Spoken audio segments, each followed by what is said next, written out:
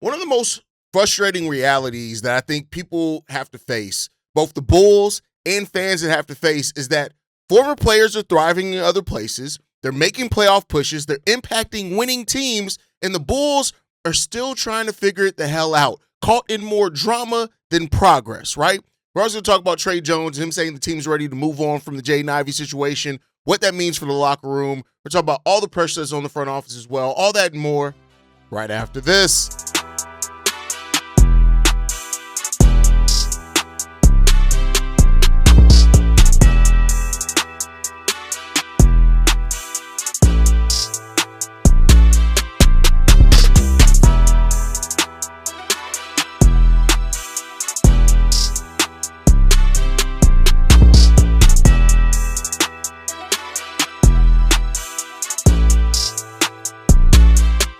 What's going on, Bulls fans? Welcome to another episode of Chicago Bulls Central, your number one spot for everything Chicago Bulls related. I'm the host there, Haize, but more importantly, you guys can follow the channel at Bulls Central Pod on every social media platform we happen to be on. With that said, let's go ahead and get into this content for today, y'all. And I want to start off with this comment from Tre Jones. He talked about the team being ready to move on. I think a lot of people are ready to move on from this Jaden Ivey situation too.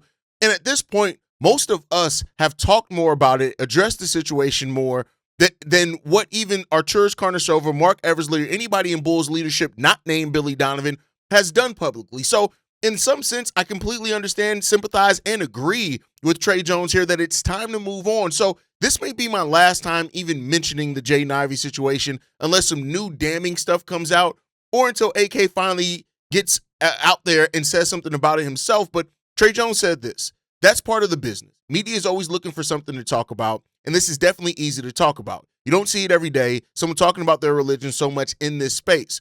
We're just ready to move on as a group. We all wish him the best and hope he can make a healthy return. Now, many people will know all the craziness that's came out of the Jaden Ivey situation. One, the teammates saying that they never really felt like they knew Jaden Ivey. That makes sense with the injury, new trade, that type of thing. I don't even think that's an indictment against Jaden Ivey. But then you get the more concerning things, like him asking the reporters if they're having, unholy sex or whatever. I'm paraphrasing at this point. Like, it's stuff like that. Like, it's just ready to move on, right? And I think that the Jaden Ivey situation is it's a lot in the news cycle, but it's not even reflected a lot in the Bulls. I was talking in the Discord to my boy, shout out to Luke Kurtz, who talked about like how he wants AK to get out in front of this, or would like, as a leader, AK to get out. And while I understand that, I'll say this, right? This part, and this has always been my standpoint when him, people like Mark K say something about it. It's like,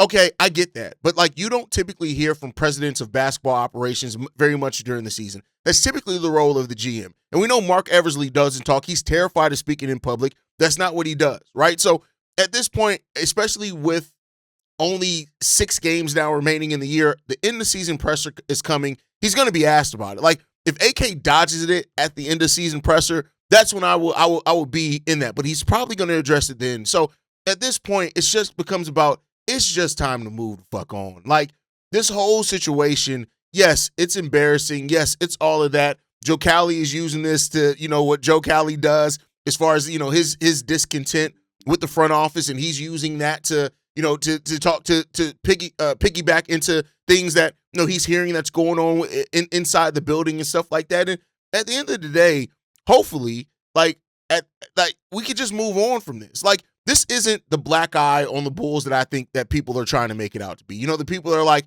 oh my God, the Bulls should have did their due diligence. They should have known this. Like, they should have known he was going to have a mental health breakdown. Like, say what you will about the religion part of it. Like, even it coming out that, oh, he's a pastor in the locker room. Like, okay, he loves his religion. That, like, keep in mind, the Bulls traded him for Kevin Huerter. It's a 3-team trade with the Minnesota Timberwolves. The Timberwolves got a pick swap out of that, which came from Minnesota, not from the Chicago Bulls. The Bulls sent Kevin Huerter. They got back Jaden Ivey. They probably weren't going to keep Kevin Huerter. They're not. Jaden Ivey's gone now. It's a wash. Like, people that are trying to paint this as some huge miss by the front office, it's just, I don't think are really in the actual weeds of the actual situation. It's more so that this is just another thing as far as doubt that causes more doubt around the front office. That part I can get with. That part I definitely agree with. But the part of acting like this is some huge black eye in the franchise. Oh my God, how do you know that Jaden Ivey is going to have a mental breakdown and talk about the LGBTQ community? How did you not know that? How did you get this intel? Come on, man. Like, nobody saw this level of breakdown coming. Even if you thought that he was a religious fanatic, right? That's not necessarily a bad thing, right? That's not necessarily a negative thing if he's a religious fanatic. You don't expect comments like this to come out, right? And so at the end of the day, I look at it this way. Did this do any good for the front office? Fuck no. And this is a front office that has done so much stupid shit that when stuff pops up, you damn right, rightfully so, they're going to get completely killed in the media for it. But I do think you got to look at it this way. Nobody in the national media is looking at the Bulls in this situation, and they're like, oh my God, the only people that are making it like that about how did the front office not know this kid was going to have a mental health breakdown is Chicago media. That's it. And mainly just Joe Cali and then a bunch of y'all on Twitter. Like that's really the reality of it, right? At some point, it's just time to move the hell on, right?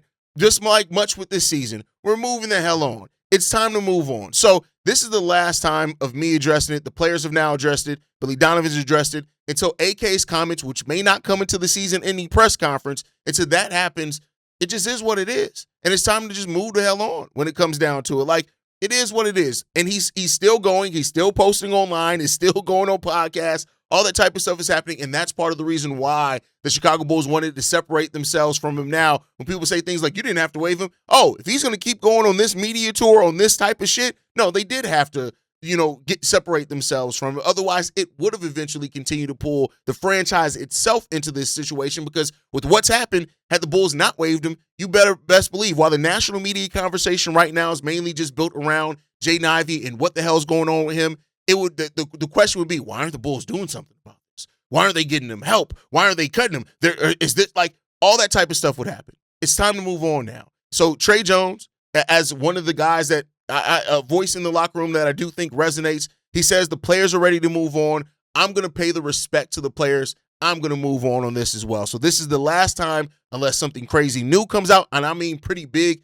I may talk about it on social media, but as far as on the podcast, no, I'm pretty much done with it. We'll wait to AK's comments, and I'll just run those down as part of the usual, the way I run back the season-ending press conference, and we'll judge it based off what we know and what we do at that point in time. So we're moving on. It is what it is. I expect some more voicemails from it. I'm not saying I won't play your voicemails, but as far as it being a main part of a segment of this show, no, I'm pretty much done with it unless some new evidence comes out.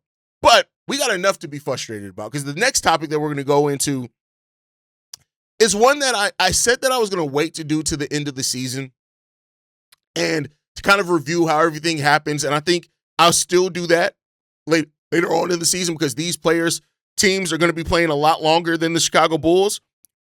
But I want to talk about the way that Coby White and Ayo Dosunmu are thriving in their new situations. I want to talk about not only how painful it is to watch them thrive, I'm happy for them. Make no mistake about them. I'm happy for them. But it goes to show again how, I think sometimes fans need to be held accountable also. And me, I'm not saying you guys separate. I'm talking about me as well for where they're wrong with some stuff at, right? The regret around the trade deadline is only getting worse. And it's just the reality of it, right? When you take a look at what's happening here, right? I want to look at Coby White. I want to look at Ayo Dosunmu, right? And I'm going to start off talking about these guys. Both these guys are playing for winning teams that are above 500, that both these teams have a legit shot of postseason success. Now, with the Charlotte Hornets, they're in the play-in area right now in the Eastern Conference. Shout out to y'all. We know what that's like. And so Coby White's familiar with that, but, is on a very different team with that. And Coby White's on the team in the Western Conference is a 6 seed, and they have a 4.5 game advantage, and they look like they are definitely they're going to avoid the play-in unless there's a fall-off. And as a matter of fact, Ayo Dosunmu is part of the reason why the Wolves didn't fall off when Anthony Edwards went down and didn't fall into the play-in. So I want to take a look at these two guys and what they're doing on their team, right? Coby White, let's start there. This is a player that many Bulls fans for years debated, is Coby White better as a six-man? Can he start on the team? And this is a guy that averaged 20 points per game for the Chicago Bulls. He's not averaging nearly that with the Charlotte Hornets. Keep in mind also this season he started off injured, and he was injured for the most part. It feels like this is the first time Coby White's really gotten healthy. Coby's averaging 15.7 points per game, 3.3 rebounds, 3.3 assists as a Charlotte Hornet, and he's impacting winning. And that's the thing. Like, of course, he's home with the Charlotte Hornets now. That's all great to see for him. I love that for him, right? But this is a player that for so long people question and ask themselves, even when we saw him having the runs where he was in contention for most improved player, which I still think he should have won. I think he improved more from where he was the year before than Tyrese Maxey did that year personally, and that's just basketball, right? But, regardless of all of that, Coby White went to a team in the Charlotte Hornets that had Con Knippel, that had LaMelo Ball, that has Miles Bridges, that has these players here. But when you look at it in Charlotte, it's a different level. The highest differential that Coby White ever had as a Chicago Bull was actually this year, which surprised me as well. We were plus 5.2 points, point differential when Coby White was on the court. And 5.1 point better per 100 possessions with Coby White on the court. With the Charlotte Hornets, with Coby White on the court, they are 0.8 points better as far as a point differential than the team they're facing. They are 7 points better per 100 possession with Coby White also on the court. Oh, and by the way, Coby White, who I kept telling you guys for years was slowly but surely turning into a better on-ball defender, with the Charlotte Hornets this year, is holding players that he's guarding to 7% worse field goal shooting percentage when he's guarding them. Like again, it's a small sample size. I don't expect that to stay. But Coby White is having a huge impact. While his numbers are down, only scoring 15 points per game for the Charlotte Hornets, it's everything else that he's doing as well. This is a player that is learning how to win on a team that's winning. And I think the biggest indictment that you're going through with this is that part of the reason why so many Bulls fans had legitimate questions on, hey, are these players that can contribute to winning? Because the Bulls didn't build a winning team. Coby White is showing you that in this role he can. Now, for some, it does make sense. He's a sixth man. This is where most people have said that Coby White should be at, that he should be a sixth man, and it's proving that part of it right and legitimate. But you're talking about now a player that is being talked about fitting Charlotte like a glove. That is a direct quote from Tim Bontemps, calling him a perfect fit for the Charlotte Hornets. And in regards to that, it's real, right? It's absolutely real. And the Bulls, all they got back for that was second-round picks. And I mean, and listen, they did get some players back as far as Colin Sexton. We'll see if he ends up staying around for the Bulls. Colin Sexton is, for what it's worth, is having a pretty damn good run here for the Bulls, but it's in March for a losing team. The question becomes about, can he do that if the Bulls ever get to the point of actually winning again? And that's a fair enough question, but Coby White is thriving in the spot where Colin Sexton was okay in, and it's making a huge difference. Coby White is taking a massive leap in quality of basketball being here with the Charlotte Hornets. Now, that happens when you're playing off players like LaMelo Ball rather than trying to be – Coby had to be the offense here. He's able to play off players that are the offense in Con Knippel and LaMelo Ball, Miles Bridges, Brandon Miller. He's able to play off those players, so it makes some sense that he's impacting winning more because he doesn't have to shoulder as much as the load, and that goes back to the Chicago Bulls ownership, right? So the Coby White trade continues to hurt the Chicago Bulls. But then let's get into the Ayo Dosunmu of it all, right? Ayo right now is averaging 13.5 points per game, 4.3 rebounds, 3.7 assists, shooting the ball 53% from the field and 43% from three with the Minnesota Timberwolves. Now, this is something like those shooting splits are basically the same. Ayo had the six-man of the year, six-man row here. He has the six-man row there. So his shooting splits and stuff are the same. He just had his first triple-double as well, which is really good to see for Ayo Dosunmu. He's down there contributing to winning. But the thing with Ayo that, again, much like with Coby White, because much of the question that people did ask, and I got to hold some of y'all accountable, right? And y'all know I'm not one that's against pulling receipts. Some of the same people, and I see y'all in the comments that are now talking about, oh my God, I can't believe we let Ayo go. We're the same ones saying, oh, Ayo wouldn't even have this role on a winning team. Ayo wouldn't do X on a winning team. Y'all just like to be negative. Y'all like to be in opposition of whatever's happening. But the end of this is that Ayo, when he's on the court, Ayo never had a positive point differential with the Chicago Bulls. I'm not putting that on Ayo as a player. I'm just saying that because of the state of the team, he never had a single season of having a positive point differential. In his game so far with the Minnesota Timberwolves, he has a plus 2.2 point differential, and the Minnesota Timberwolves are 1.5 points better per 100 possessions when he's on the court. They also are a better shooting team, a better rebounding team, everything, and the free throw rate. Everything is better when Ayo's on the court. Ayo also is holding his opponents that he's guarding to 3% worse shooting when he's guarding them with this Minnesota Timberwolves team. That means that he is blossoming as a player. Also, the shot chart. Ayo is now turning into a legitimate 3-level scorer with the Chicago Bulls. Now, this was made, and we talked about this when the whole, not shooting mid-range things came out when he made that comment, and we all know what happened there. But now that he has more runway and has more area of being able to play in, you're seeing Ayo Dosunmu turn into that 3-level scorer. And that's a really good thing to see from him also. And so now you're seeing from him and Ayo a player that is just stepping up and killing it from almost just everywhere on the court as well. He's shooting 50% from mid-range, 44% on above the break threes, 44% on corner threes at well. He's shooting 62% in the restricted area. Again, a legitimate 3-level scoring threat for that Minnesota Timberwolves team, a team that's 6th in the Western Conference. And I tell you this, Ayo Dosunmu put up 6 Man of the Year type numbers for the Chicago Bulls. He was never going to get recognition for that, though, being with the Chicago Bulls, and the team is what it is. But at the end of the day, now you're seeing Coby White, Ayo Dosunmu be in a position to where if he re-signs with the Minnesota Timberwolves at the end of this year, he is going and has a season like he's having now, he is going to be a 6 Man of the Year candidate. There's just no ifs, ands, or buts about it. A 2-way, 3-level scorer that is impacting winning in the way that he is. There's just no doubt about that, right? And so now you're seeing that both these players are heading into the postseason, something that the Chicago Bulls are not, right? Both these guys could be getting playoff experience while the Chicago Bulls are experiencing drama. That's the place that we're in, and that goes back to the front office, and this is why we don't trust the front office. You traded these players, right? You traded these players, you got no long-term value back for them. That's the problem in this, right? Say what you will about first-round picks or whatever else. Outside of Colin Sexton and Leonard Miller having a chance to still be impact players off the bench for the Bulls next year, which we'll see if they can do that, you almost got no long-term value back for these guys.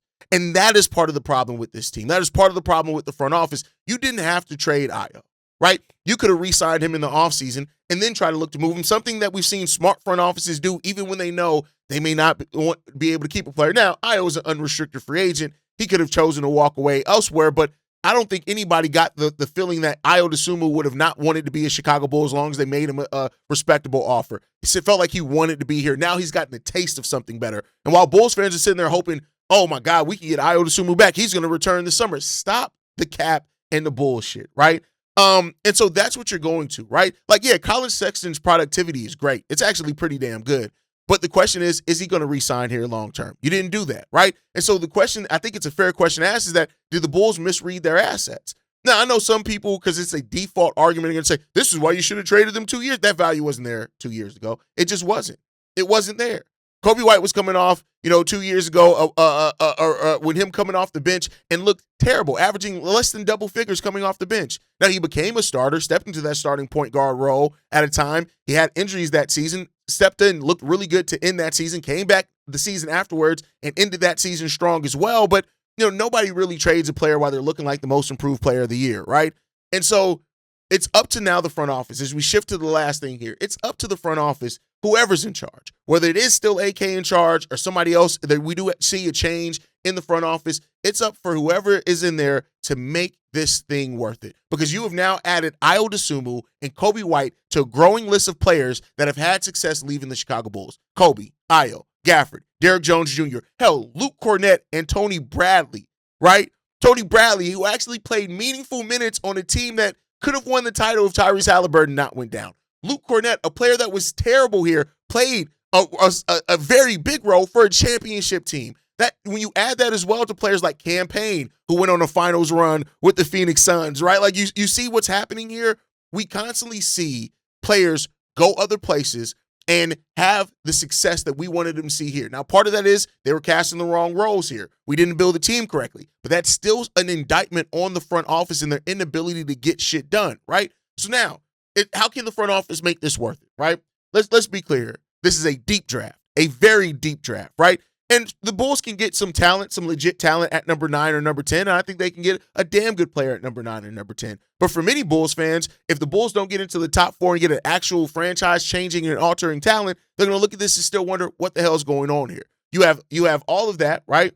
And at the end of the day, like, does anybody – I also miss Chris Dunn in that as well. We had a nice postseason run with the Clippers. But with that, like, when people say they have no faith in AK and Eversley, this is the type of shit of why they don't have faith in AK and Eversley, because You got no long-term value back. And now you're going into offseason where you have all this flexibility. You have these draft picks. You have the cap space. You have all this type of stuff, the roster space and the flexibility there. But nobody trusts it because at some point you got to just realize that your team's being run by idiots. And that's just the reality of it. We can't keep talking about people losing trust. The trust is gone. Ain't nobody losing trust in AK anymore. The trust is gone. It's out of there, right? So this offseason turns even more to a prove it or it needs to be over. And for many people, they will tell you right now, it needs to be over anyway. AK should be fired. People's going to tell you that. As much as I talk about how Billy Donovan as a head coach is holding on to a situation in which, he's now 4 straight losing season and he still has job security, a lot can be said about AK there. But look, you got to look at where AK came from. He came from the Denver Nuggets with Tim Connelly. Tim Connelly didn't have a lot of success early on either, but they saw the process through, and then they started making smart decisions. So like I always say, just like past success doesn't guarantee future success, past struggles doesn't necessarily guarantee future struggles, but you got to start seeing some signs and semblance of brain activity in this franchise. And right now, I don't see that. So at the end of the day, the Bulls right now have a bunch of possibilities ahead of them this offseason, just like just about every team has possibilities ahead of them. What does AK or whoever's running this team actually do to take advantage of it? That's the interesting part of this conversation. That's the part that we need to live in. And let's see if we can finally start getting some value and make some forward progress, and we'll see what's going to happen here. But that's going to do it for the episode today, y'all. I want to hear from you guys on this one. Watching Coby White and Ayo Dosunmu succeed in other places fills me with some pride because those are guys that I've rooted for and wanted to see play great for a while, right? And this team is still figuring it out. Those guys are going to get to go to the postseason. The Bulls are going to have drama and have to figure shit out, right? And it hits different when your franchise is in a different place and you're seeing guys thrive early. So we'll see. But I want to hear from you guys on this one. Do you think the Bulls gave up on either one of these guys too early? And how are your feelings now that kind of everything's coming out? How do you feel about AK and him not addressing yet the Jaden Ivey stuff, at least publicly? Let me see what you hear. Let me hear how you guys feeling that down below. Make sure you guys like the video, subscribe to the channel as well. Hit that notification bell if you never want to miss an upload, as we're going to get very active this offseason. But you can follow us at Bull Central Pod. You can send us any feedback, questions, comments, concerns. bullcentralpod@gmail.com. And lastly, if you want to leave a text message and our voicemail for the mailbag, the number to do so, 773-270-2799. We're the #1 spot for everything Chicago Bulls related. That is thanks to you, lovely and beautiful people. And like I like to end every episode on, go Bulls. Love you guys. See you right if you can, y'all. Peace. This has been a presentation of the Break Media.